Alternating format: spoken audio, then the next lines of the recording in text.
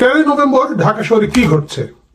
এই টেনশনে, এই উত্তেজনায় আমাদের যে সিনিয়র সিটিজেন উপদেষ্টা বৃন্দ ঘুমাতে পারছেন না, ব্লাড প্রেশার হাই হয়ে গেছে, ডায়াবেটিস হয়ে গেছে, ঘন ঘন মাথা চুলকাচ্ছেন, মাথা ঘামছে। তাদেরকে নিশ্চিত করার জন্য আজকের এই ভিডিও।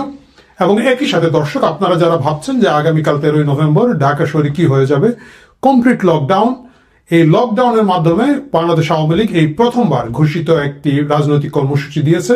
যে জুলুম, যে অত্যাচার, যে নিপীড়ন এই সরকার করছে, আওয়ামী লীগের উপর করছে, আওয়ামী লীগের নাম করে সাধারণ মুক্তিকামী সাধারণ মানুষ, মুক্তিযুদ্ধের চেতনায় স্পিরিটে যারা আছে তাদের উপরে করছে, এটা তাদেরকে হার্ট করবে, এটা তাদেরকে ফেরত আসবে। এই যে মুক্তিযোদ্ধাদের গলায় জুতার মালা পরানো হয়েছে, বাংলাদেশে এই জিনিস ভুলে যাবে, এটা যদি কেউ মনে করে থাকেন বোকার স্বর্গে আছেন। এই যে শত শত নিরীহ মানুষকে হত্যা মামলা, এই মামলা সেই মামলা দিয়ে চাঁদাবাজির বাণিজ্য হচ্ছে, মামলা বাণিজ্য হচ্ছে, বাংলাদেশ এগুলো ভুলে যাবে মনে করে থাকলে ভুল করবেন। এর আগে বহু শাসক বহুবার এটা ভেবেছিলেন এবং তারা ভুল করেছেন। আমি আজকে দেখলাম এবং খুব আশ্চর্য হলো, বদরুদ্দিন আহমদ কামরান আমাদের সিলেটের মেয়র ছিলেন, সাবেক মেয়র, মারা গিয়েছেন।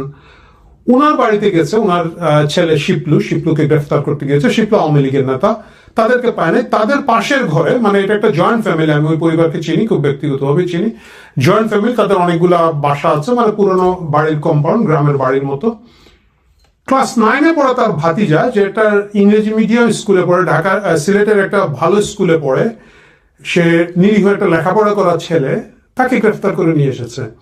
এবং এর আগে আপনাদের মনে আছে, শিবিরের সাথী একটাকে জুলাইয়ের আন্দোলনের সময় পুলিশকে যাত্রাবাড়িতে হত্যা করে ঝুলিয়ে রাখার অপরাধে গ্রেফতার করা হয়েছিল। এবং আমরা ব্যাপক সুশীল সমাজ হাহাকার, আমি সহ হাহাকার করে উঠেছিলাম, আহারে এই কচি ছেলেটার উপরে কি জুলুমটা যে এই আওয়ামী লীগ সরকার করছে।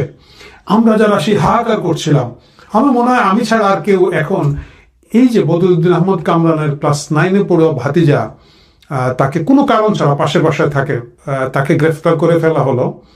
এবং বলা হয়েছে অনেক দূরে, লালাবাজারে, মানে লালাবাজার কিন্তু শহরের ভিতরে না, বেশ দূরে একটা জায়গায়, নাকি হাইওয়েতে সে কোনো একদিন মিছিল করছিল ছাত্রলীগের নামে। এই যে জুলুমবাজি করছে, কারণ হচ্ছে আর তো গ্রেফতার করতে আর বাকি নাই। গ্রেফতার করতে করতে এসে এখন ক্লাস 9-এর বাচ্চাদেরকে ঠেকছে, আগামীতে হয়তো ক্লাস 7-এর বাচ্চাকে গ্রেফতার করতে যাবে, ক্লাস 5-এর বাচ্চাকে গ্রেফতার করতে যাবে। এবং এগুলো ঘুরে আসবে না, ফিরে আসবে না, সেটা আশা করে লাভ নাই। সুতরাং বাঘ আইলো নিয়ে আমি উপদেষ্টাদেরকে বলবো যে এই মুহূর্তে আপনারা ভয় পায় না, কিন্তু একটা সময় এই যে নির্যাতন আপনারা করছেন, এই যে নিপীড়ন আপনারা করছেন, এর প্রতিটি আপনাদের কাছে ফেরত আসবে।